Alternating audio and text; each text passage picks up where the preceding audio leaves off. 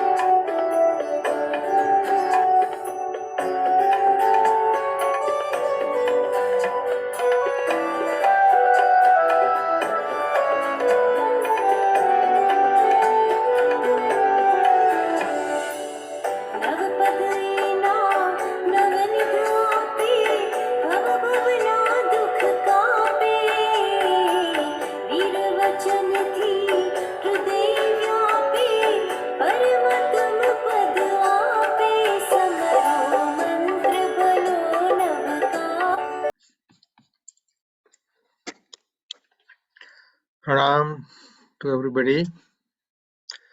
Welcome to this 7th class in our Introduction to Jainism course. We'll start with a prayer and then carry on with today's topic. I hope you all had a good and peaceful Diwali and are now rested. Okay, we'll start with the prayer now.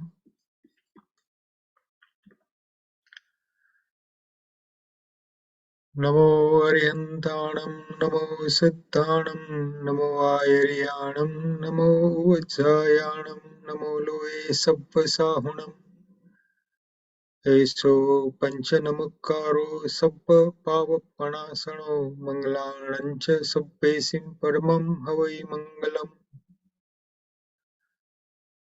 Veera Sarvasura Surendra Mahito, Virambuda Sansrita, वीरेणाभिहित स्वकर्मनिचयो वीराय नित्यं नमः वीरातीर्थमिदं प्रभृतमतुलं वीरशिखोरं तपो वीरे श्रीधृतिकीर्तिकान्तिनिचय श्रीवीरभद्रं दिश अंगूठे अमृत वसे लब्धितणा भंडार श्री गुरु Gautam समरिये मनवांछित फलदातार.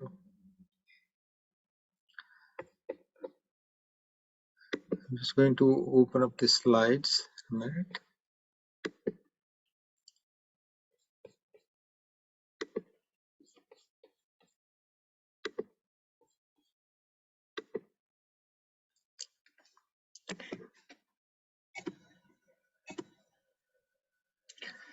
So just a reminder again, the format of the sessions is we'll discuss the process of learning and the outcome, listen, reflect, debate, question, internalize and incorporate in life. That is how we are trying to structure this particular course. Ultimately, it is for the benefit of our souls.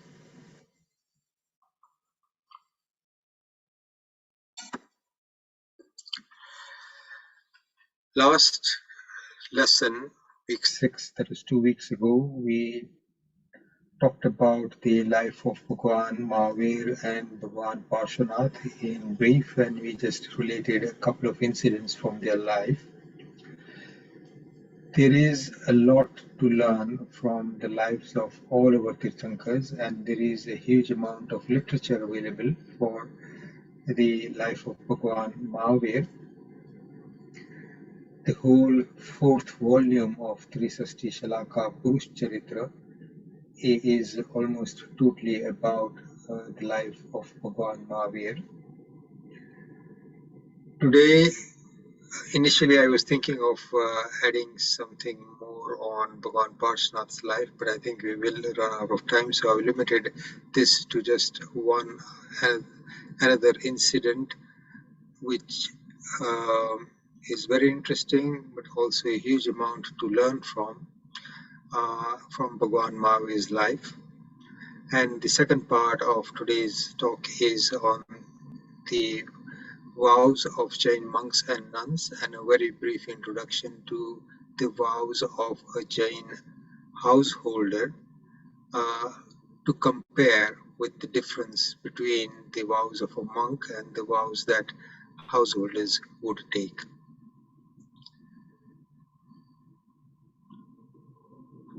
Today also we will be discussing the results of the survey, and thank you very much for a lot of people who have filled up the survey, and Sandeep Bhai will present to us the summary of the results,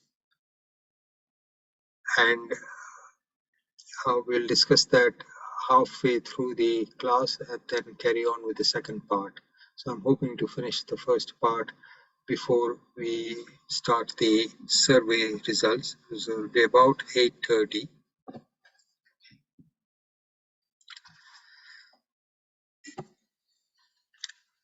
Now, I don't know how many of you have heard of a person called Goshalak,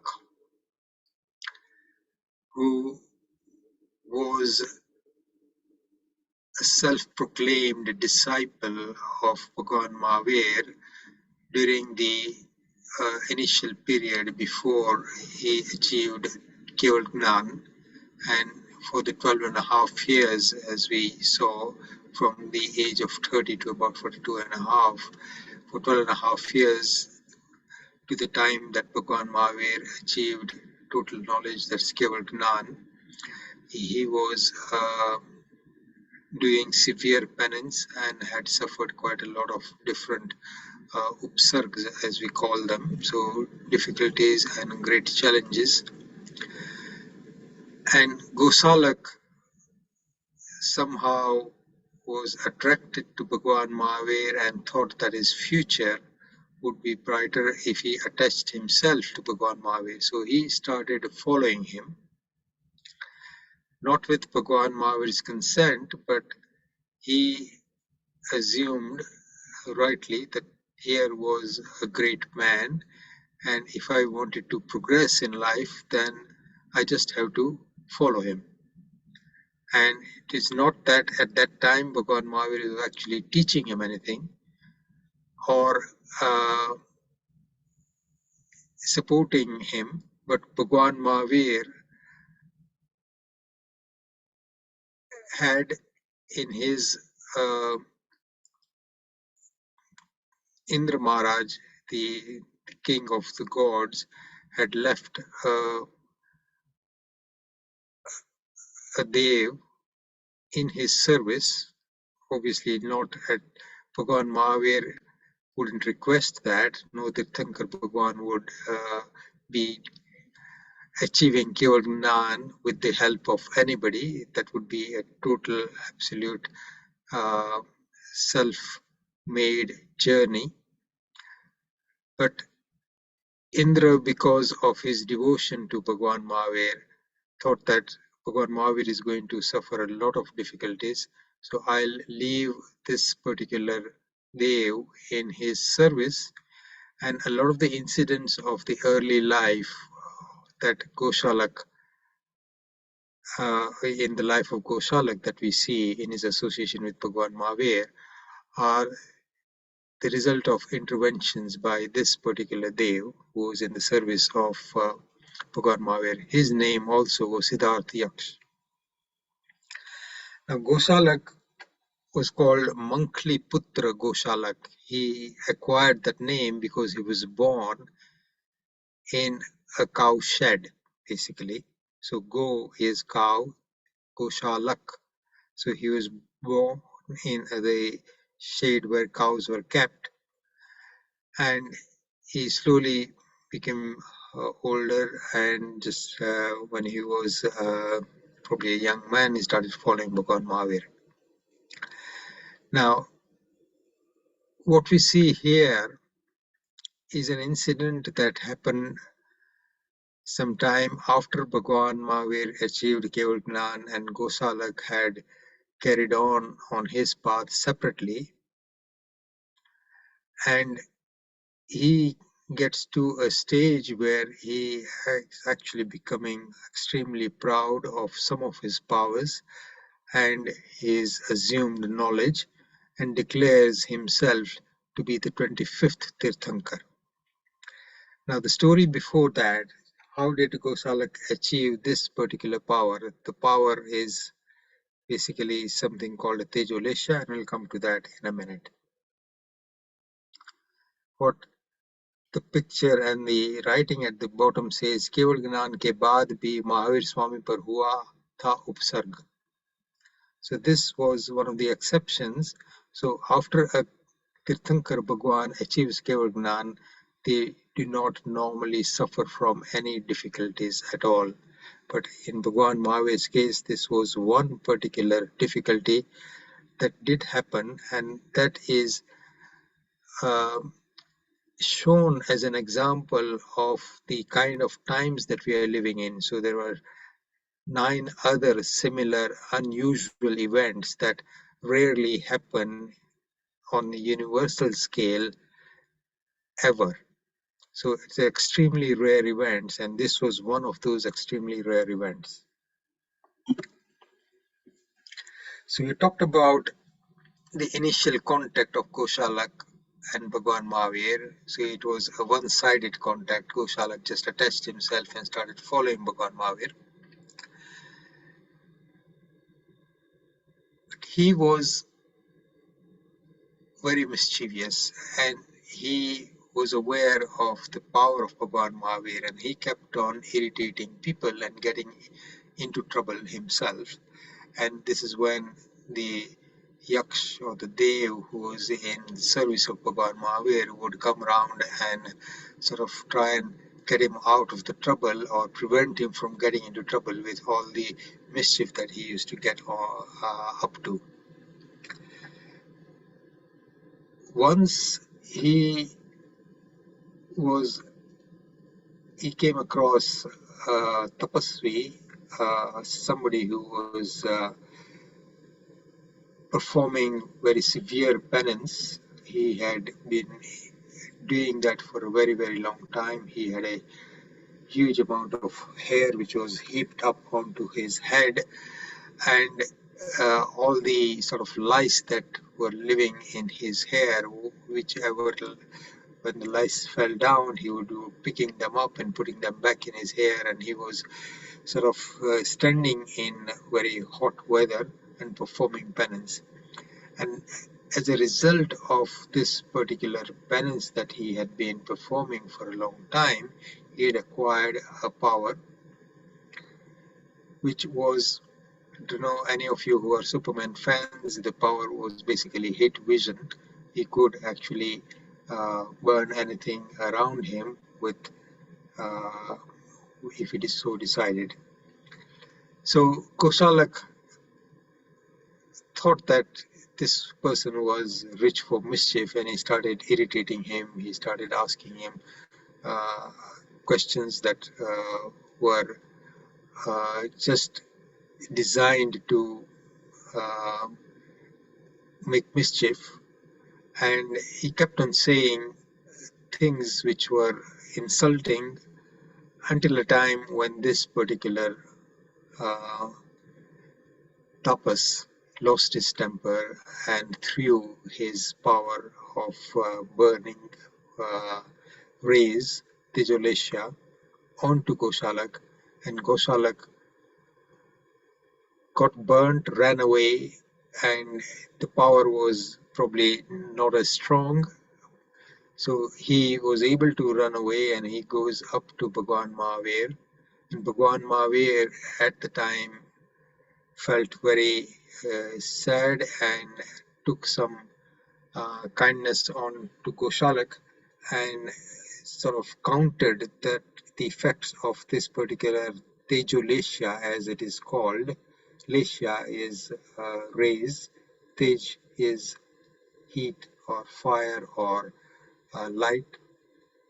So he counters that with something called a Siddhalesha, meaning something that was very cool, and that counters the effect of the Tejolesha, and Koshalak comes back to his normal self. He stops suffering from the extreme heat and the burning that this was causing inside his body.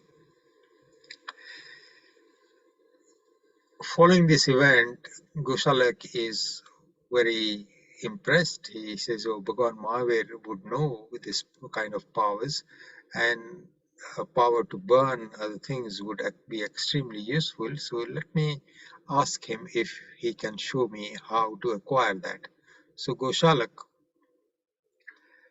asked Bhagwan Mahavir that how does one acquire this kind of power that this particular tapas that I was irritating acquired. So Bhagwan Mahavir says, well, this is a particular way of acquiring that power. You have to do penance over a period of 6 months, and this is the particular vidhi or the ritual to acquire that. And Gosalak takes that to heart and starts performing that particular ritual that and the penance that Bhagwan Mahavir, tap as we call it, that Bhagwan Mahavir had suggested, and does ultimately acquire that power. And time goes on, and Gosalak continues, and he then leaves Bhagwan Mahavir's side and he started learning some of the predictive sciences, meaning Jyotish and Samudrik Sastra, and he became quite proficient at predicting people's future, and he was actually becoming quite well known. All he was using was simple knowledge that was available to anybody who had the will and the ability to study it. So, and he became quite an expert at predicting things. So he acquired a name for himself as somebody who knew a lot and who knew everything. Then slowly he got to a stage, established his own path with a lot of disciples, and he started telling them that I am totally knowledgeable as well. I have acquired the power of total knowledge, and that I am Sarvagna. Sarvagna means I know everything. And his disciples believed him, and he had this power of Tejolesha that he had demonstrated once. So people were aware of that. And his sort of journey of self-delusion progressed, and at one stage he declared that he was the 25th Tirthankar, Obviously, Bhagwan Mahavir's disciples and those who were well versed with the knowledge of Jainism would know that there wouldn't be any more than 24 and they wouldn't believe him. But others who didn't were following him, and he was demonstrating some of his powers. And one fine day, he becomes so obsessed with the idea of challenging Bhagwan Mahavir that he goes along to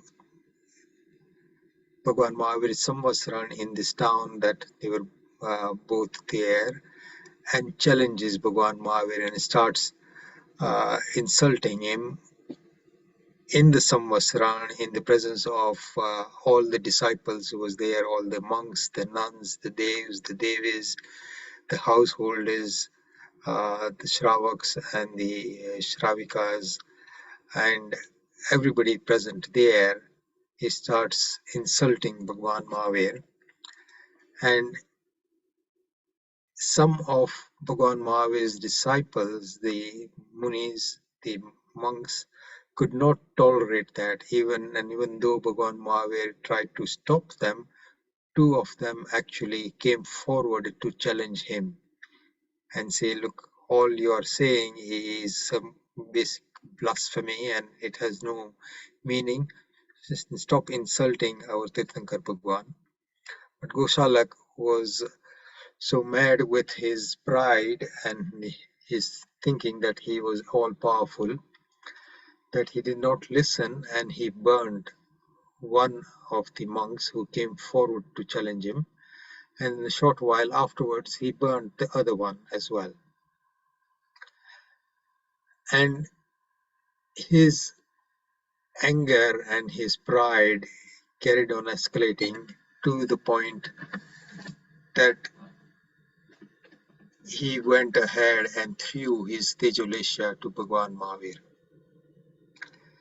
Normally, like the two monks that he had burned, Tejolesha would have the power, but for a Tirthankar Bhagwan, who is more powerful than anybody else, Tejolesha just didn't have the effect that Goshalak was hoping it would, that he was trying to burn Bhagwan Mahavir. The Tejolesha actually circled round Bhagwan Mahavir's body and came back and entered his body. That is what you can see in this depiction here in this picture. And as soon as the Tejolesha entered his body, he obviously started feeling the effects of it, of the same thing. So it's like he was poisoned by his own power, and his body started sort of burning internally. Bhagwan Mahavir also suffered, and we'll come to exactly what happens after that for Bhagwan Mahavir. But Goshalak, having now become suddenly unwell with something that uh, he had tried to use against Bhagwan Mahavir, departs that in anger, and for several days he suffers in silence with his disciples, trying to do whatever they can to ease his suffering, to make him his body burn less than it was, and everything that they tried just wasn't successful, and his health started deteriorating further and further, and he was in severe agony. And he and his disciples knew that his life was going to end very soon, and he started making preparations for how his last stage and what his disciples should be doing. So initially, he carried on with his pride and his delusion, and he told his disciples that after my death, this is how I want you to demonstrate to the public as to who I was, that I was all knowledgeable, that I was the 25th Tirthankar or the 24th Tirthankar, and I am the true Tirthankar, and all those kinds of things. Then slowly some good sense prevailed, and he started thinking that what have I done? I have actually insulted my guru, who I was following, who taught me everything, who was my inspiration and was the source of the knowledge that I have got. He taught me all this, and I have insulted him. I have stood against him for my pride, and I have insulted him in such a way. Not only that, I have killed two monks uh, with my Tejolesha in my fit of pride and anger. And with all that, his mind suddenly and his heart has a change, and he starts thinking that I've done something wrong and I should be punished, and what I've done is unforgivable, and I will not see the end of it for many lives, and what I have done is actually going to take me down to hell because I've done something very wrong. And he says, not only that, I have been teaching wrong things to all my disciples. I have knowingly and deliberately taught them what is not right and told them to follow me. So I've actually led them to a wrong path as well. So he starts thinking about all this and feeling very repentant and sorry that he had done all this. And then towards the end, he has a change of heart, as I just described, and he calls his disciple. And he says, when I die, you must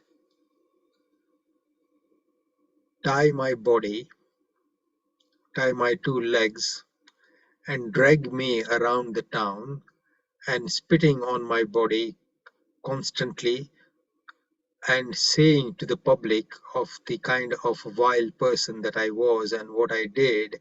I insulted my guru, I preached wrong things, I burned two munis, and all the wrong things that he had done. So let the public know, tell them that what I had been preaching was wrong so that they don't start following me. So he calls his disciples and insists that they do that, and they promised him.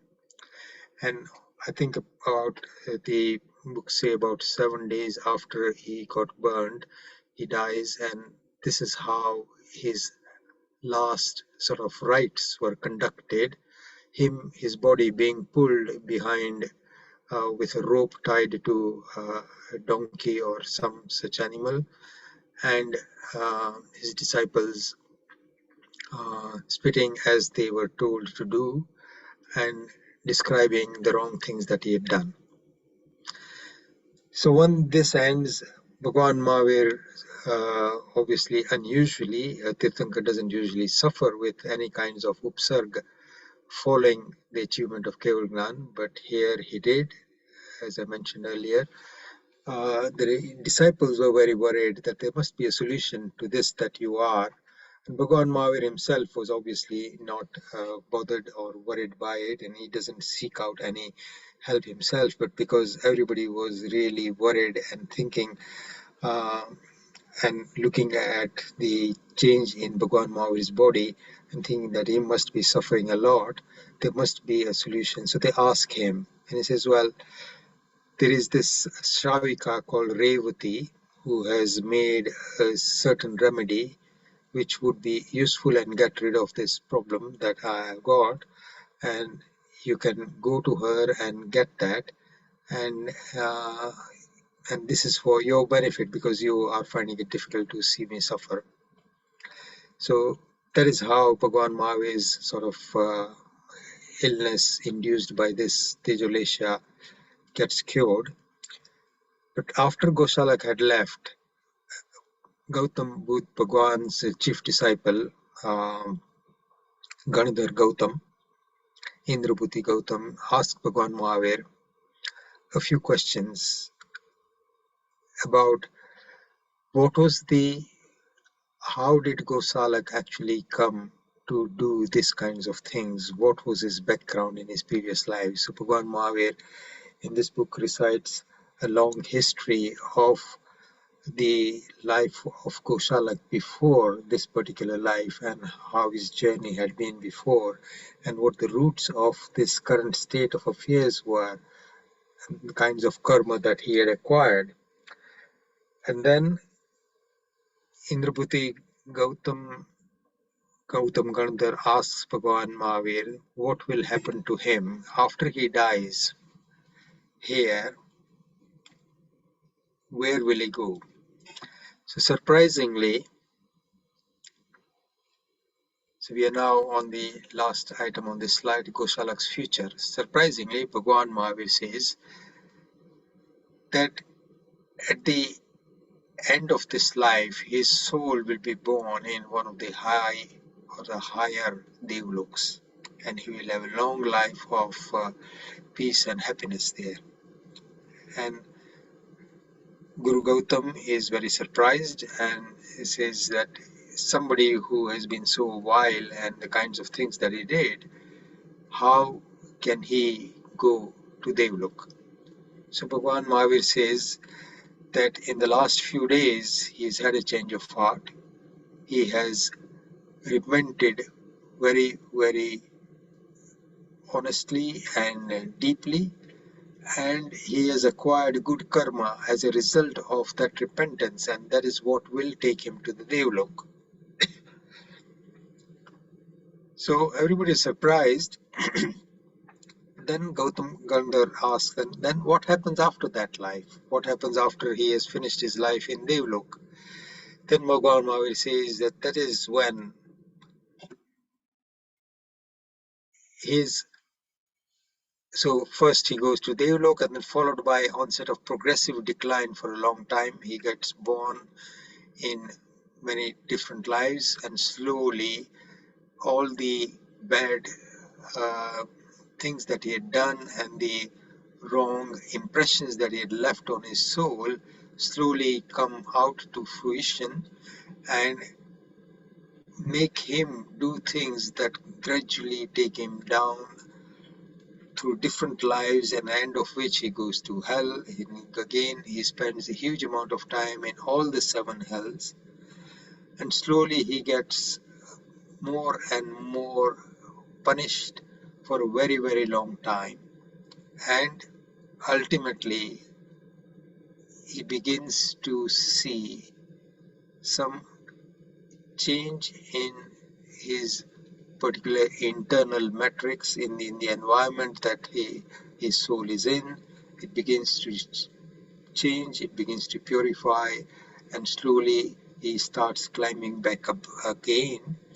And see, Bhagavan Mahavir says that after a long, long time, his spiritual awareness will surface, it will progress to the time when he actually achieves Keval Gnan and will ultimately go to moksha in that life.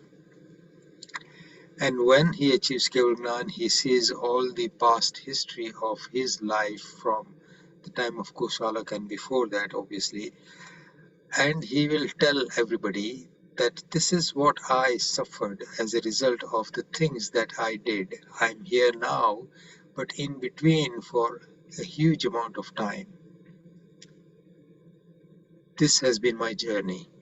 This has been my soul's journey through all kinds of hell, through all kinds of difficulties, going up and down, and only when I started beginning to accept what was right, what was wrong, and began to see certain things, then my spiritual upliftment began. You recited this Goshalak story very briefly, and there is a lot to learn from his life and his initial life, the kind of person he was. And at some stage, I think we could actually spend a huge amount of time just analyzing the kind of person he was, just to learn the difficulties that one can get into with some things that may appear very harmless. And sometimes when internally we can be harboring thoughts and mischief within ourselves, and what results that they may have for our future. So I will stop here. I'll hand over the class to Sandeep Bhai, who will tell us about the results, and then we'll carry on with the second part of um, the class today. Thank you, Sandeep Bhai.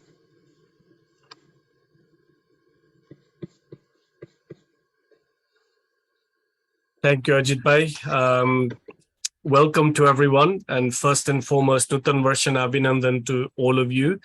Hope you had an uplifting Diwali, time to spend with the families, etc. So, and thank you for joining us again this evening in good numbers.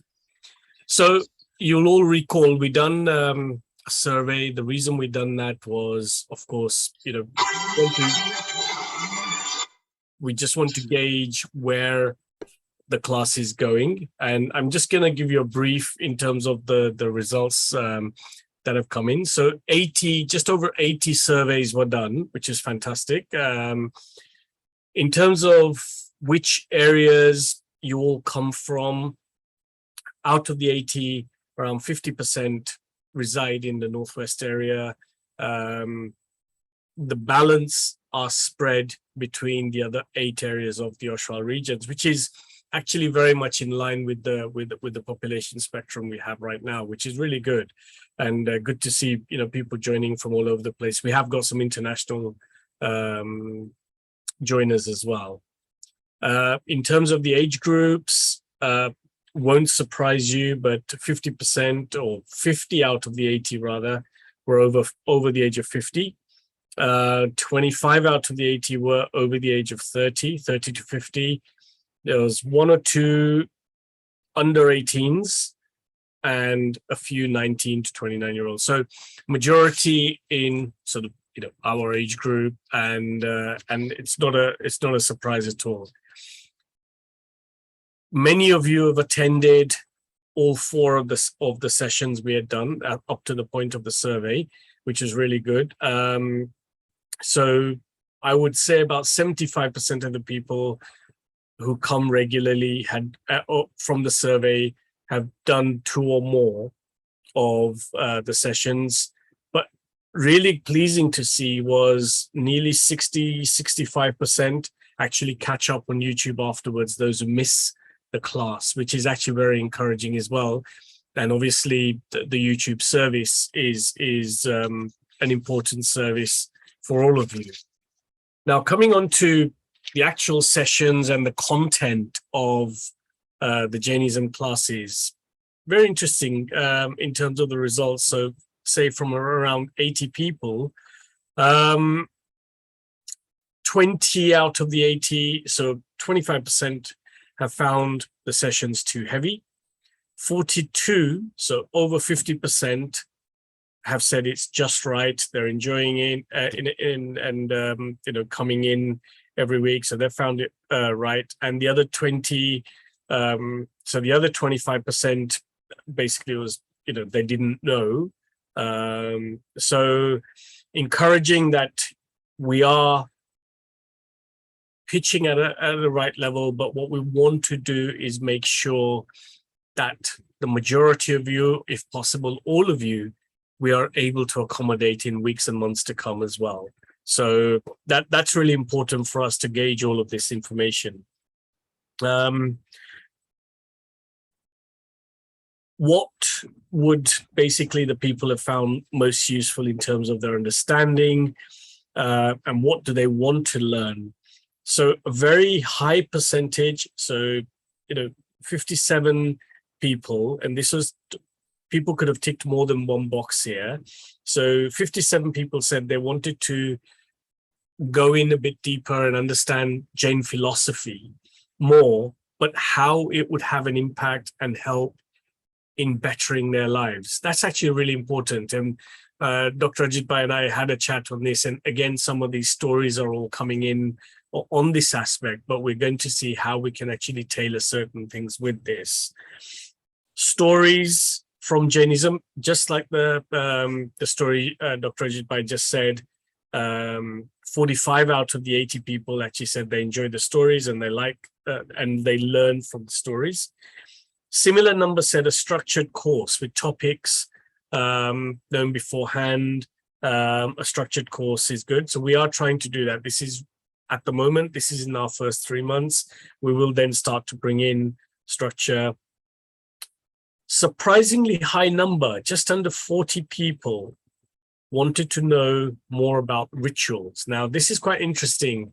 When I initially, put the idea forward for doing a course like this in English, the feedback I was getting as I was going around the country under Oshawa Association was that, it's too ritualistic. We don't want anything ritualistic based or whatever. Yet the survey is actually quite surprising to say a lot of people want to have the knowledge of the rituals, which is really good, which is really, really good. So on that note, in January, you will all know of Jayesh Bhai, our priest at Austral Center. He's going to be running a regular course. We're still to fix a date, but it's likely to be Saturday afternoon. So a theory and a practical on that one session. So 1 hour theory, 1 hour practical in the Darasa itself on our various rituals. So I'll let you know about that as soon as we launch that. But that's likely to happen from January. So that could satisfy a lot of the people. Just going through a bit more in terms of the detail of the survey and what people wanted to know. So again, many people really like where we are now and are finding this quite comfortable and enjoyable. But of course, there's many of you who find this probably a bit too deep and wanted something a bit more basic. So again, Ajit Bhai and I have had a chat on this, and we're looking at bringing in other teachers and possibly holding a separate session on the basics of Jainism, maybe a 3-month course or a 2-month course or something like that on the basics. So again, watch this space. We will be letting you know as soon as we've got the teacher in place, got the structure of the course in place. We will let you know. It will be on another evening, again via Zoom. So the message is, we are listening to you. This is exactly the kind of feedback we wanted. And, we're going to be taking this back on the drawing board to see, okay, where do we make some adaptations, whether we then bring in another class as well. But certainly many of you are enjoying this class, and this is going to continue. Ajit Bhai has put together a nice structure on the course with the different aspects of Mari Bhagwan. Following this, it will be on the nuns and shrouds. So there is a lot of good content coming up. Stick with this, because we are trying our best in terms of how we can accommodate as many people as possible. And those who are finding it too deep, we will certainly accommodate you in trying to do something a bit more basic. So hopefully in the next 2 or 3 weeks, we will have some further answers for you. But just wanted to give you a flavor of the survey, that actually, what we've started on, embarking on this journey, which is a longer term journey on this course. We've started to hit the right path, and we are hitting the right path for majority of you. And where we are not, and where we will we will change, we will make the changes for you. But certainly we are listening, and we will try and adapt over the next few weeks, months ahead. But please, again, stick to the course. Throw any ideas at us, or email me, or message me. We are here to listen. We are here to accommodate. And again, Ajit Bhai will be also happy to take any questions. If you ever want to email him directly, please just contact us, and we'll give you his email address. He's more than happy to. If you have any, burning desires to learn certain things, then you will do that. On the textbook front, again, we are working on that as well. And the final bit is, we are looking to do a live session, in-person session in December. We are just looking at a hall availability. So I will let you know over the next couple of weeks in terms of the dates and timings. But again, on behalf of Oswald Association, and also, all the teachers, Ajit Bhai, thank you for being with us in good numbers. Thank you for catching up on YouTube each week as well. And thank you also to the fantastic Zoom team who make this happen on a week-to-week basis. So, Jai Jinendra, all of you, and I'll hand back over to Ajit Bhai. Thank you very much, Sandeep Bhai. So excellent summary of the results that we have. Would it be all right if I just shared my email address that on the chat? Yes, absolutely. Okay, yeah. So what I'll give you the email address that is separate from the one that I normally use, because if there are lots of questions, it will be easier for me to keep track of them because it's not as busy as my other email address. So I'm just putting it down.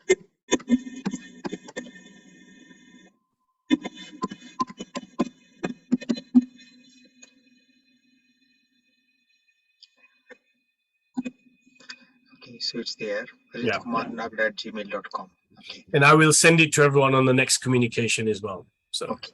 Yeah. Thank you very much. Okay. Okay. So we'll resume the class. Thank you very much. And just a few words on the survey. And then, as Sandeepai has mentioned, a lot of people are interested in learning about the rituals, which is great for me to hear, because I've been very keen that we have enough people to be able to perform our rituals, particularly Pratikramana during Paryushan. We have struggled over the last few years, and it all came to a head this year, but with the help of the committee and Sandipai's great effort, I think all areas were well covered with people who could perform the Pratikramanas, and we were able to help all the areas.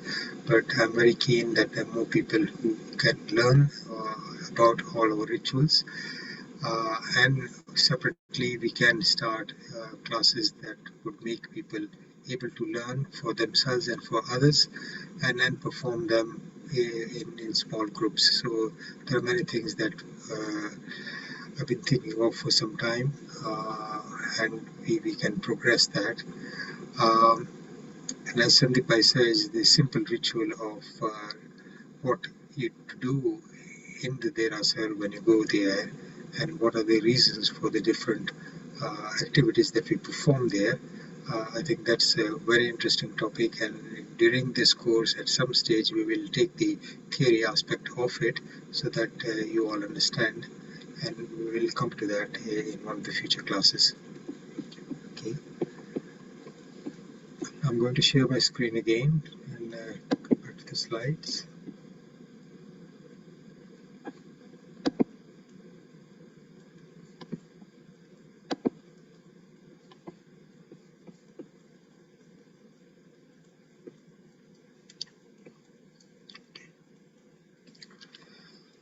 So you just heard the story of Koshalak.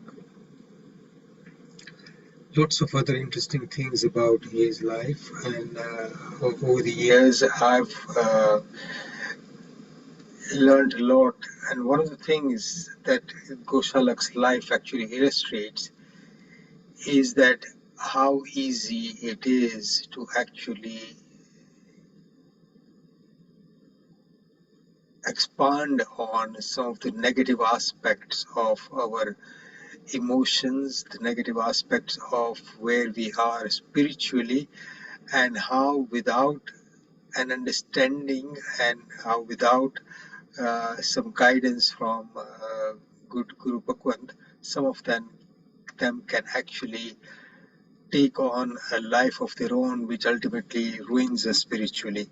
So in many ways, it's a cautionary tale uh, about the evils of some uh, misdemeanors or bad uh, habits, for a simple word. But there's a lot to learn from his life.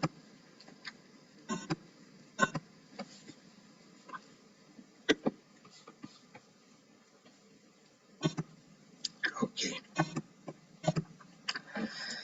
Now, all Tirthankar Bhagwans, when they establish a tirth, that is why they are called Tirthankars, they establish a tirth which revives the uh, the dharma and which opens up sort of further doors for people to progress onto the path towards moksha. So all the Tirthankar Bhagwans are born at a time when the following the last Tirthankar Bhagwan's uh, reign, um, things are slowly probably deteriorating, and the birth of Tirthankar Bhagwan and his uh, further establishment of a Tirth actually revives the religion, and people again become much more uh, engaged with that and uh, progress spiritually to the betterment of their souls and to their ultimate happiness.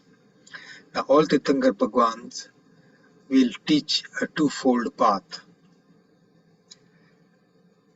The twofold path is basically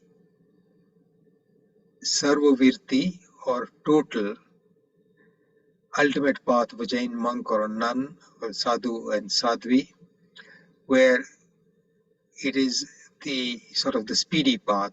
If you want to achieve a lot quickly, you start with that path, which basically means renunciation of all your worldly ties and leading a life of as an ascetic with total control on your activities uh, by the 5 vows and other things that we'll come to in a minute. And that is the ultimate path. So whenever somebody who say listening to a Tirthankar Bhagwan or Guru Bhagwant says that, look, I've really understood what you are trying to say, and I'm really inspired by it, and I want to make some changes in my life and progress on to the path towards moksha. And I really believe in what you just said. What shall I do? So whenever we ask such a question of a Guru Bhagwant, his first answer would be that if you have the capacity, become a monk. And that is something, but in the current age, they would see most of us and say, look, there are no basic virtues here which would actually make them a good monk here. So let me start off with teaching them, understanding where they are at the moment and how much capacity they have for progressing further step by step. So sometimes all they may say to us is that, okay, all you need to do is maybe try and incorporate religious activity in your daily life. If you're not doing anything, just take a vow to maybe say uh, 12 Naukar mantra every day, or 108 Naukar mantra every day, or just take a simple vow that you will go to a derasar or bow down to an image of Tirthankar Bhagwan on a daily basis, or you will give up certain foods or those things that are not meant to be eaten. And those are the kinds of vows that a lot of our Sadhu Maharaj may suggest to somebody who is ready to accept something. And whenever we go and visit our monks, uh, it is part of their duty and part of their life to inquire and to help us progress spiritually. So they are following the path of Sarva Virti, or the path of Sadhu, Sadhvi, monk, nun. The other path, that a Jain householder who has developed a level of respect and faith in the path as prescribed by uh, our Guru Bhagwans and our Tirthankars, may say, look, I can't do this much. I will take a simple vow, or I will follow certain things. I may not take any vow, but these are certain things that I will follow. But there is a structure to the proper path of a Jain householder. And that structure, and when we sort of go through that structure, we would become proper Shravak or a proper Shravika. And that is a limited path, which is very different, but much more easier than the path of a monk or nun. Those of you who've been to Pratikraman or done Samayik probably all heard this particular sutra, and I'm sure a lot of you know this by heart.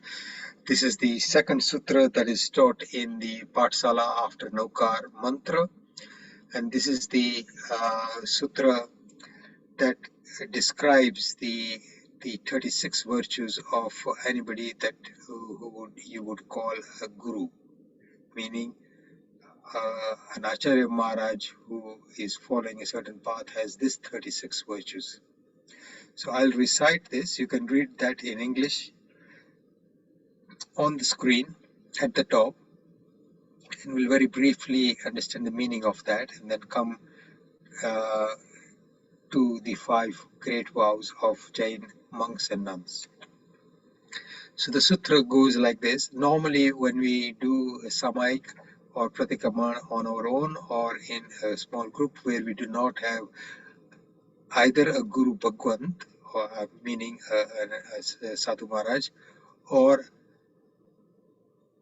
a depiction of them, as some of you may know that during Pratikraman there is a piece of equipment with a white sort of cloth, a ball in the middle, resting on a kind of sapro, that is the wooden thing that we put our books on, but this is shaped slightly different, and this is a representation of Acharya Bhagwant, and we would use that as somebody in whose presence, or Acharya Maharaj in whose presence we would perform this particular ritual. But when we don't have that, then we actually, the first step in a Samaik or Pratikraman would be to establish the presence of a Guru, and that is established by this particular ritual, which is called Sthapna. So it's called a Sthapna Acharya, meaning an Acharya that you have actually placed in that place for the duration of that particular activity. And the Sthapna Acharya should have a sapru, meaning that thing on which we rest. I don't know what the English term for that piece of equipment is, but I'm sure you've all seen it. On that, you place a book which has the Naukar mantra and this particular sutra Panchindya, and a mala or a rosary of 108 beads on top, and then the the ritual requires you to instill the virtues of an acharya into that particular piece of equipment, and then you would be doing that ritual in their presence.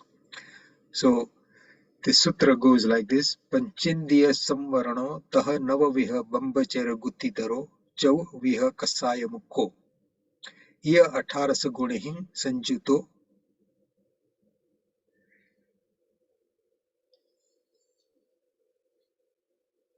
पंच महावैजुतो पंच व्यायार पालन समर्थो पंच समयो तिगुतो 36 guno gurumas. In very brief, the meaning is Panch India Samvarano, those who keep control of their 5 senses. Taha Navaviha Bambachera Gutidaro, they follow the path of celibacy and ensure that anything that would disturb their celibacy mentally, physically, or otherwise is actually taken care of. So they are extremely careful in anything that might suggest or might actually raise their awareness of the opposite sex and their desires, their sexual desires in any way. So they would avoid any such situation. So that is called the 9 separate sort of fence. Bambachera Gutti is 9 Navaviha Bambachera Guttidaro. So that to achieve the state of brahmacharya, they would ensure that they follow those. Iya 18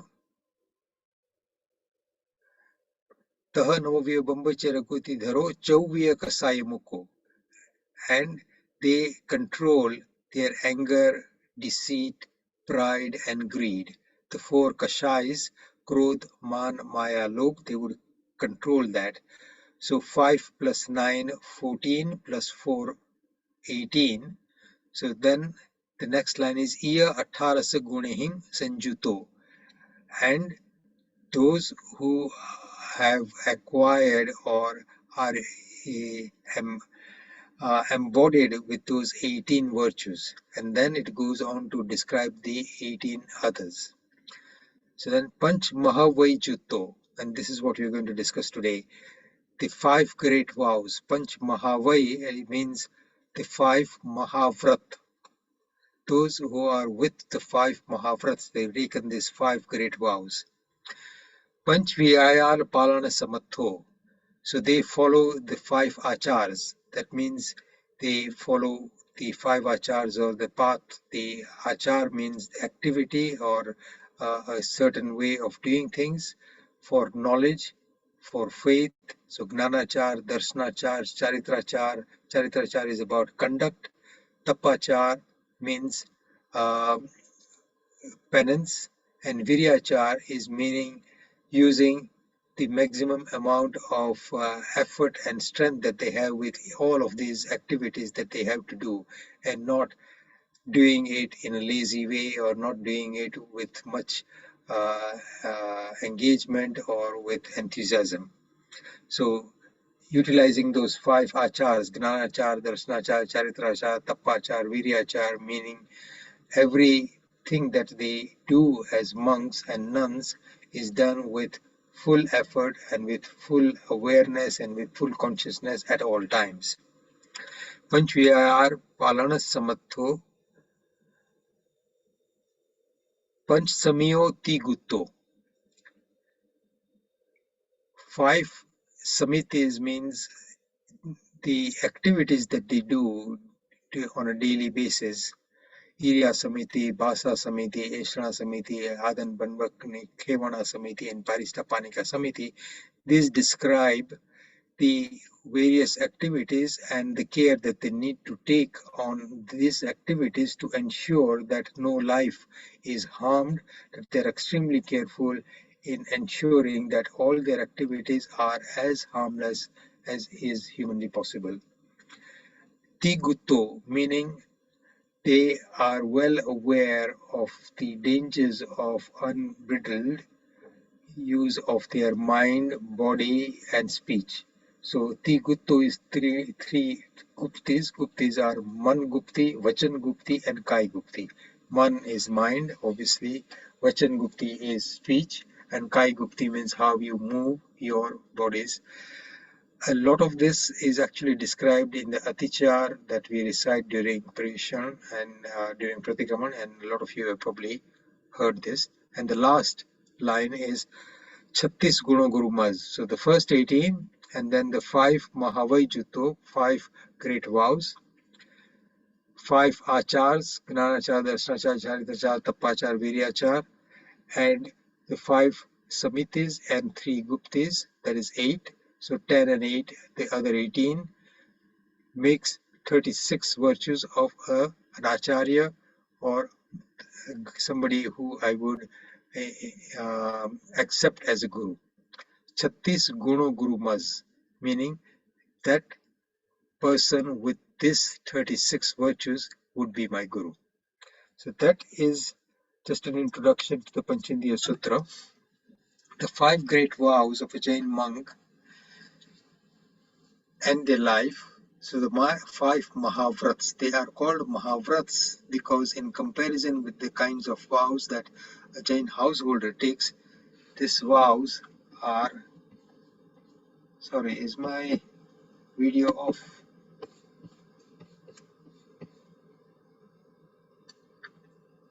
No, it's not, sorry. Okay. So the 5 minuscule vows of a Jain householder in comparison to these 5 great vows are what we'll also talk about. So the 5 great vows are, the first vow is Ahimsa Mahavrat, meaning a vow to ensure that no life is harmed as a result of their activity. And that includes the activity physically, activity of speech, the activity of the mind as well. The vow not to say any untruth. Pranatipat Virman Vrat, Mrushavad Virman Vrat. That is the second one, Mrushavad, meaning to say untruth. And monks' vow for untruth also includes anything that is maybe the truth but is potentially harmful to that person to whom it is being said. So if ultimately it results in some wrong action and some wrong result, then disclosing even a truth at that stage may not be the right thing to do. So they are extremely careful about those things as well. Vow to abstain from any stealing. If you and I are sitting at some place and we are working somewhere, I may borrow your pen without asking you, or if it is just sitting there, I may take it up and then use. A monk would not be allowed to do any of that. Anything that belongs to anybody else, they would not take without the permission of that person explicitly. And that vow is called Adattadan Virman Vrat. And that word Adattadan is actually very clearly describes that which is not given to you. Adattadan. So something dan means something that you have accepted or taken without being given. So anything that you have taken without being given is adattadan, and in other words, that is stealing. The vow of total chastity, as we described earlier, total chastity from any kind of sexual contact, sort of following total brahmacharya and following those 9 areas that they would watch out for, that builds a kind of a fence around the protection of their brahmacharya. And the vow of total non-possessiveness. Here, a monk gives up everything before he becomes a monk and a nun, obviously. They give up everything and all connections with their family members, but also their attachment to things is also given up. And a monk who wears clothes and has few basic things, they're not meant to be attached to any of that like we are. So the amount of clothes and favorite things that we have with us and our attachment to those, we all know that we have possessions that we accumulate and we want more and more. So those are the things that monk would abstain from. In comparison to the vows of a monk and a nun, the vows of a Jain householder, Shravak and Shravika, are actually very minuscule. And they are actually called Anu Vrat. Anu means atomic. Monks and a nun's vows are called Mahavrat. Maha means great, huge. And in comparison, the vows of a householder are called Anuvrat, meaning minuscule or at an atomic level. They are how small they are as compared with the vows of a monk. So the 5 minuscule vows, just very briefly, the names of those 5 are, I won't go into the details of the full names, that is a separate topic in itself for a few hours. So the first minuscule vow or the atomic vow is called Sthul Pranatipat Vrat. The second one is called Sthul Mushavad Vrat.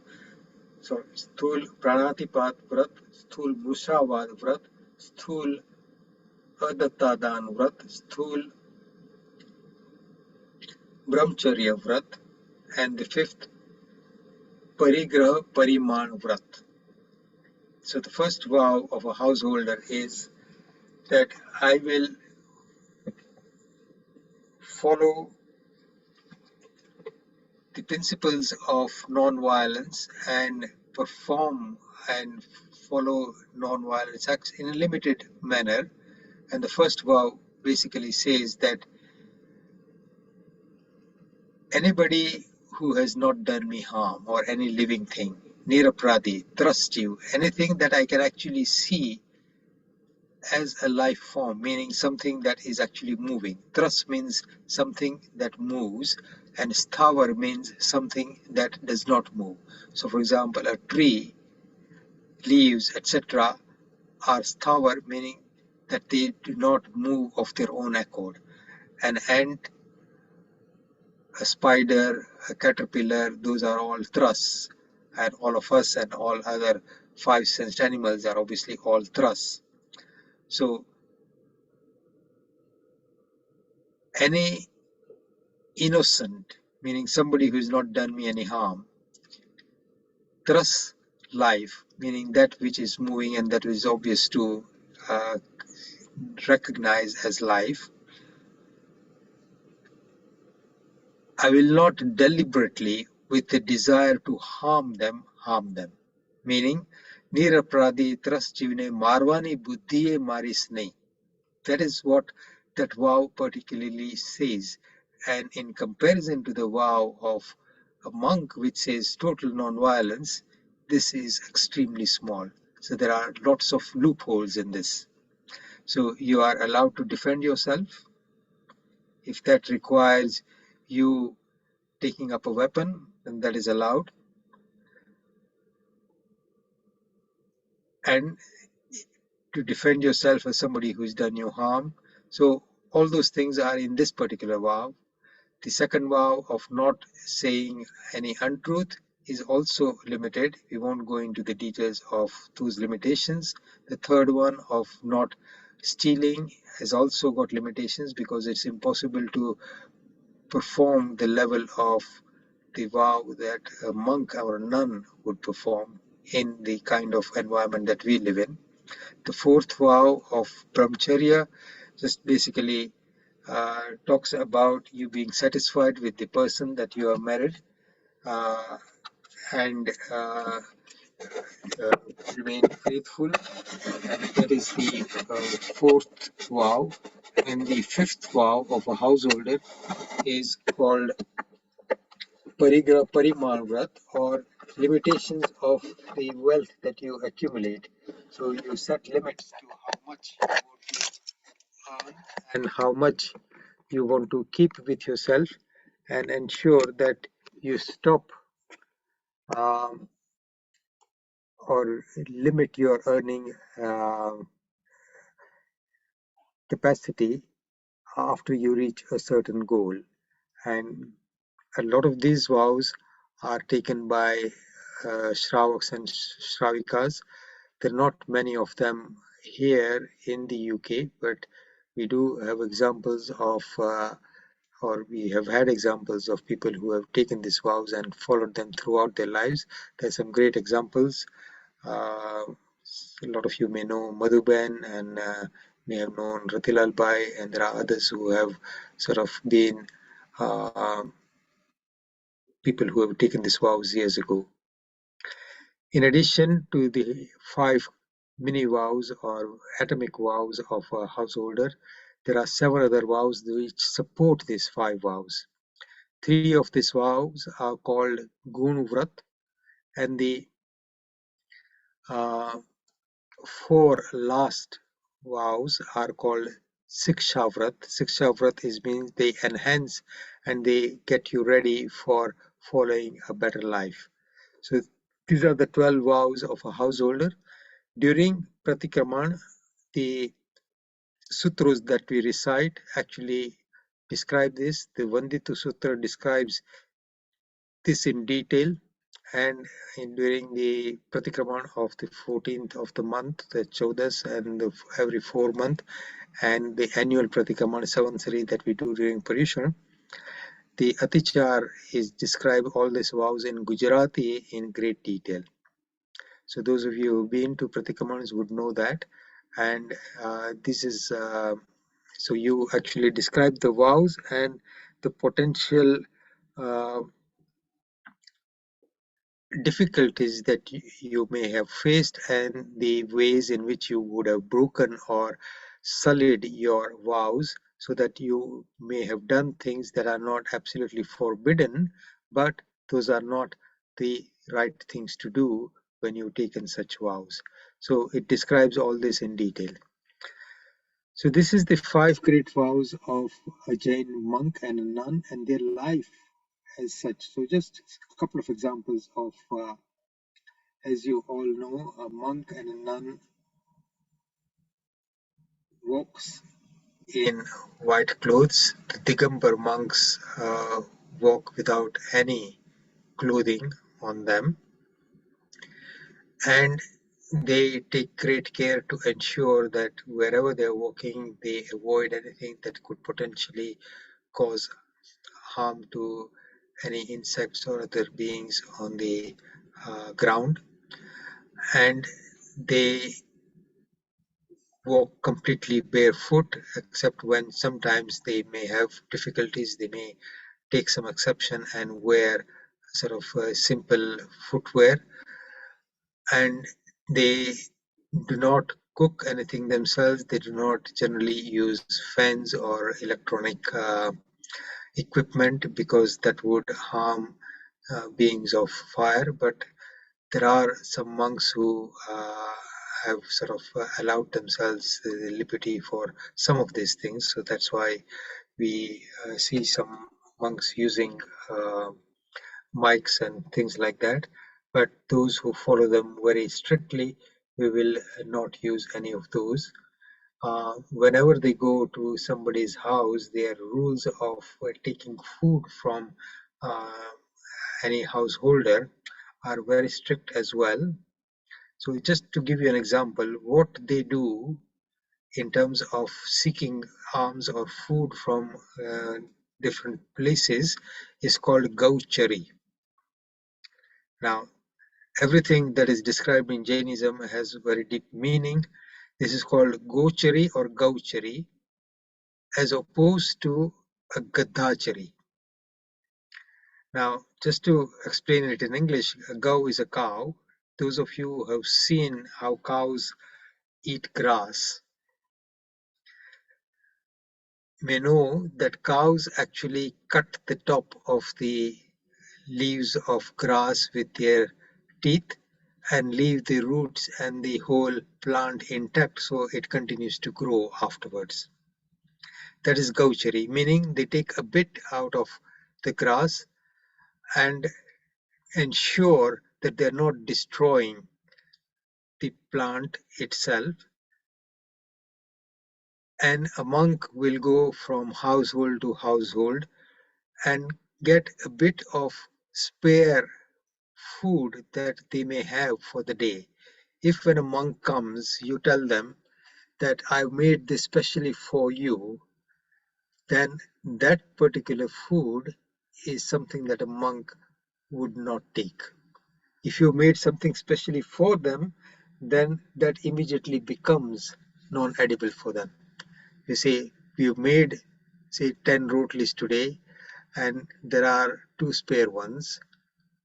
They will ensure they're not necessarily going to ask questions about all this, but they are well aware of the kinds of households that they go to and what kind of foods that are the quantities are being made. So they'll take a bit of it from one household, bit of it from another household, and when everything is taken back to the guru, it is distributed equally amongst all the monks, and where the nuns go, among all the nuns, and they will mix everything up and eat it, not like what we do. We eat bits and pieces and ensure that we get the taste of every different item that we have got on our plate.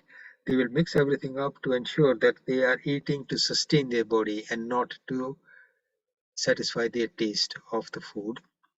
So that's just a word about what they do as far as their life is concerned. And they will not stay in one place for long, except when they are disabled or incapable of traveling, or during the 4 months of the rainy season, the Chomasu, they would stay in one place because moving from one place to another during the rainy season causes a lot of harm to other living beings.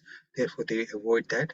So these are the vows and the life of a Jain monk and a nun who generally would follow these, take these vows and follow them. And this is what is prescribed. And non-possessiveness, obviously, meaning no possessions, but not even any attachment to the possessions that they have. And there are some excellent stories about that at some stage. Maybe next time we'll talk about one of those stories.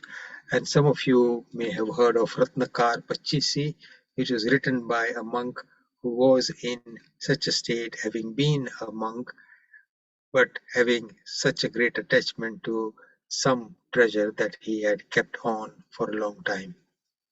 And he then, when he realizes, actually writes this particular poem, song called Ratnakar Pachisi, and it's a very inspiring, beautiful uh, poem that brings us awareness of what we need to do. Okay, I think we are now about 20 minutes past 9. I think it's time to end. We'll take some questions next time. But I ask for forgiveness of anything that I might have said that may be against the teachings of the Tirthankar Bhagwans and the Jain scriptures.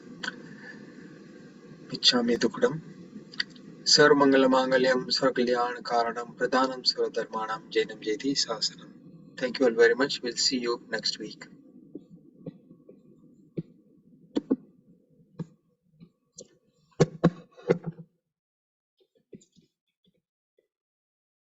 Okay, Ketan bhai.